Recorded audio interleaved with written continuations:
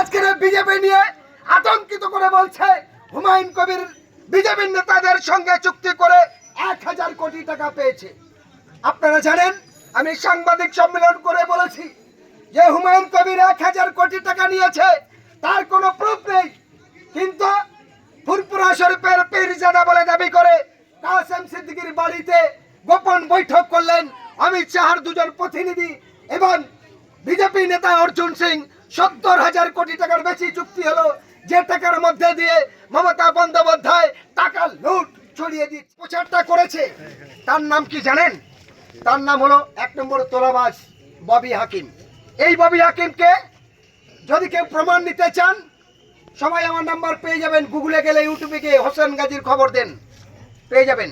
আমি অন ক্যামেরায় সাংবাদিক সম্মেলন ডেকে বলেছি যে ববি হাকিম সংখ্যালঘু মুসলমানদের গোরস্থান বিক্রি করেছে, যে ববি হাকিম গোরস্থান দখল করলে ওয়াকফ প্রপার্টি দখল করেছে, সেই নাকি বলছে এটা এআই জোর করে হুমায়ুন কবিরের নামে বদনাম। কে ববি হাকিম? যে ববি হাকিম তোড়া তোড়া সারদার টাকা দিতে দেখা গিয়েছে। কার হয়ে দালালি করছে? মমতা বন্দ্যোপাধ্যায় তার ছেলে অভিষেক ব্যানার্জি। অনেকে বলে মমতা দিদি, আমি বলি মমতা বৌদি। সবাই জানে না তার ইতিহাসটা, তার তথ্যটা। এই কত বড় প্রতারক জালিয়াতি মেয়ে, এর ব্যাপারটা আপনারা সবাই জানেন না। বন্ধুগণ, আমার মা বোনেরা এবং যারা এখানে বিভিন্ন রকম ভাবছেন যদি বাংলার শিক্ষা, স্বাস্থ্য, কর্মস্থানের জায়গা বহাল তৈরি করতে হয় এবং হিংসা মুক্ত সুস্থ সমাজ গড়তে হয়, আগে নিজের মনকে বুকে হাত দিয়ে চোখ বুঝে একবার ভেবে দেখুন এই বাংলার দুরবস্থার জায়গায় নিয়ে গেছে কারা। আজকে ধর্মীয় হিংসা, রাজনৈতিক হিংসায় জর্জরিত পেপার খুললে কোথাও না কোথাও মায়ের কোল শূন্য হচ্ছে, কেউ না কেউ প্রত্যেকদিন খুন হচ্ছে। এই চিত্র তৈরি করেছে কে? তার নাম নরেন্দ্র মোদী আর তার নাম মমতা বন্দ্যোপাধ্যায়। বিজেপি নিয়ে আতঙ্কিত করে বলছে হুমায়ুন কবির বিজেপির নেতাদের সঙ্গে চুক্তি করে 1000 কোটি টাকা পেয়েছে।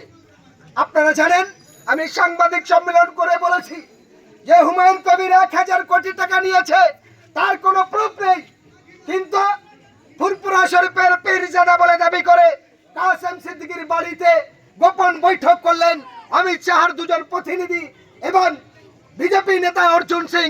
70,000 কোটি টাকার বেশি চুক্তি হলো, যে টাকার মধ্যে দিয়ে মমতা বন্দ্যোপাধ্যায় টাকা লুট ছড়িয়ে দিচ্ছে। আপনি ভাবুন, এই আপনার এলাকার যিনি বিধানসভার প্রার্থী হয়েছে, জানেন কি সে কত কোটি টাকা দেওয়ার বিনিময়ে তবে টিকিটটা পেয়েছে? সারা পশ্চিমবঙ্গে তৃণমূল কংগ্রেসের যতগুলো বিধানসভায় প্রার্থী হয়েছে, কেউ 10 কোটি, কেউ 15 কোটি, কেউ 20 কোটি, কেউ 30 কোটি টাকা দিয়েছে। তাহলে এই টাকা দিয়ে তবে তার এমএলএ টিকিট নিতে হয়েছে। সে যদি বিধানসভায় যেতে তাহলে তার টাকা তুলবে না, মানুষের হয়ে কাজ করবে, এটা ভাবতে হবে না আপনাদের।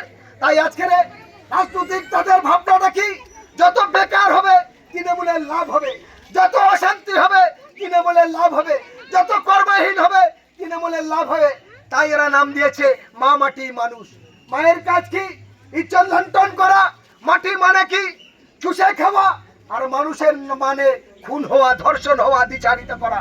আজ আপনাদের আমাদের মনে রাখতে হবে, পশ্চিমবঙ্গে একটা শিশু যদি মায়ের পেট থেকে জন্মায়, এই পশ্চিমবঙ্গের সূর্য আলো দেখার আগে তার মাতার দেনা কত জানেন? তার মাথায় দেনা হবে 81,784 টাকা। পশ্চিমবঙ্গে দেউলিয়া কে করেছে? তার নাম মমতা বন্দ্যোপাধ্যায়। মমতা ব্যানার্জি বলেছিল যে সিপিআইএমরা ঋণ করে 2,85,000 কোটি টাকা দেনা করেছে।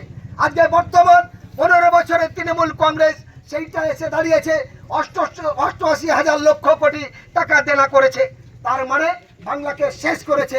তাই আজকের বাংলার কোনো শিল্প নেই, কোনো নতুন করে মা বোনেদের এবং ছেলে ভাইদের কারোর কোনো কর্মস্থানের জায়গা নেই। কিন্তু তারাই কি করছেন?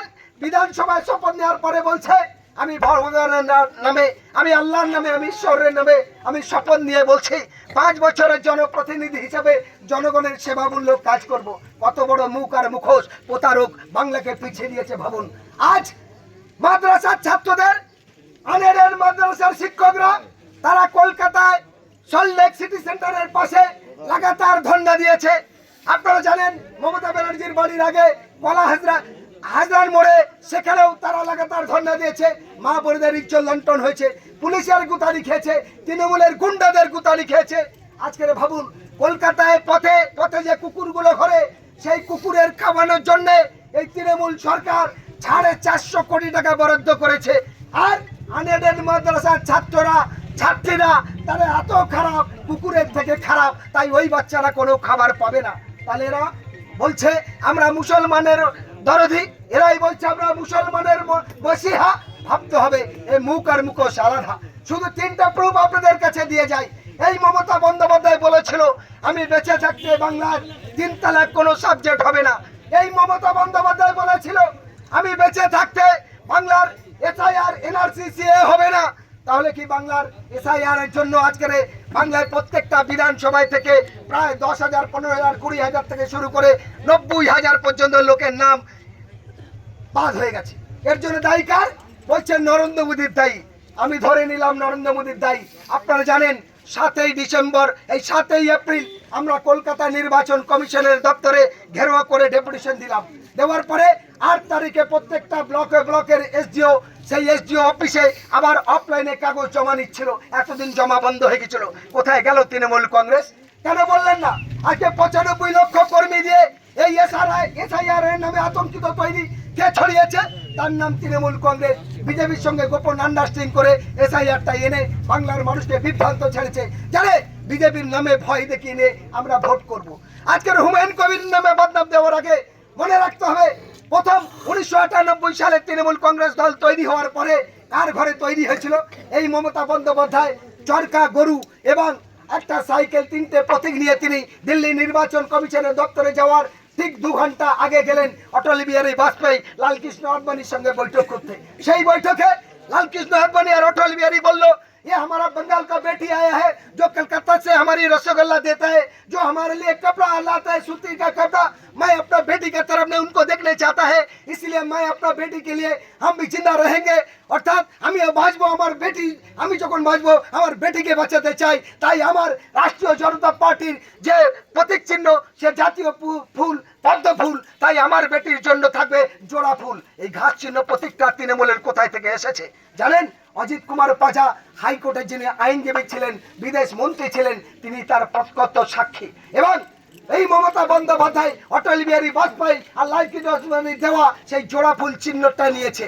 ওরা প্রথম এই তৃণমূল কংগ্রেসের পার্টি রেজিস্টার হয়েছিল তামিলনাড়ু কংগ্রেসের নামে, তৃণমূল কংগ্রেস নয়। পরবর্তীকালে নাম অল্টারনেটার করেছে ভোটের পার্সেন্টেজের দেখে।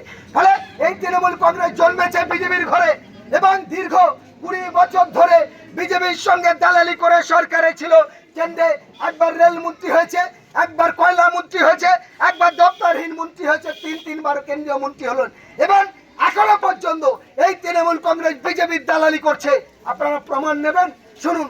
আসামে মাত্র 7টা বিধানসভা, যেখানে 35 লক্ষ মানুষকে জেলে ঢুকিয়েছিল, যেখানে 27,000 মানুষকে মুরগির মতো ছাগলের মতো কেটে পিস পিস করেছিল, সেখানে ওই বিজেপির দালালি করে তৃণমূল কংগ্রেস 30টা সিটে প্রার্থী দিয়েছে। যেখানে তৃণমূল কংগ্রেস 500 ভোট পাবে না, তাহলে বিজেপির দালাল কে? তার নাম তৃণমূল কংগ্রেস। আপনারা জানেন উড়িষ্যার তৃণমূল কংগ্রেসের কিচ্ছু নেই। বিজেপির সঙ্গে মোটা টাকা চুক্তি করে দালালি করে সেখানে ইউডিএফ এবং কংগ্রেসকে হারানোর জন্য সেখানেও প্রার্থী দিয়েছে। সুতরাং পশ্চিমবঙ্গে হুমায়ুন কবির অনেক আগে বলেছেন যে আমরা বাংলায় এই স্বৈরাচারী ফাসিস্টবাদ, একদিকে বিজেপি একদিকে তৃণমূলকে পরাস্ত করে বাংলার ছেলেমেয়েরা প্রত্যেক দিন গুতো খাচ্ছে। বাংলার ছেলেমেয়েরা এই নদিয়া, মুর্শিদাবাদ, মালদা, দক্ষিণ 24 পরগনা, উত্তর 24 পরগনার গ্রামের মানুষেরা কাজ পায় না। একজন মানুষ 2 লাখ টাকা মাইনে পাবে মমতার দেওয়া, সে পাবে 20 টাকা কেজি আলু কিনবে। আর গ্রামের একজন খেটে খাওয়া মজুরি, একজন রিক্সা চালক, অটো চালক, দিন মজুরি, কৃষক, শ্রমিক, সে পাবে সেই 20 টাকা কিলো আলু। এই বিচারিতা কেন চলবে? আসুন, তাই সংখ্যানুপাতে সমান ভাগ অধিকার ফিরে পাওয়ার জন্য আজকের গ্রামগঞ্জ সর্বত্র ভাবে বিকল্প বাংলাকে করতে হবে। এই বাংলা কোন বাংলা? যে বাংলা ইংরেজ ব্রিটিশ সাম্রাজ্যবাদকে দেশ ছাড়া করেছিল, যে বাংলা লড়াই করে ভারতবর্ষের স্বাধীনতার ইতিহাস গড়েছিল, যে বাংলা লড়াই করে ভারতবর্ষের স্বাধীনতার সেখানে সেকুলার বলে গণ্য হয়েছিল। আজ সেই নেতাজি সুভাষচন্দ্রের বাংলা, আজ কাজী নজরুল ইসলামের বাংলা, আজ ক্ষুদিরামের বাংলা, সেই বাংলার কলঙ্কিত করে আজকের গরিবের টালির বাড়ি দেখে আজকের কোটি কোটি টাকার মালিক হয়েছেন কে? তার ছেলে অভিষেক বন্দ্যোপাধ্যায়।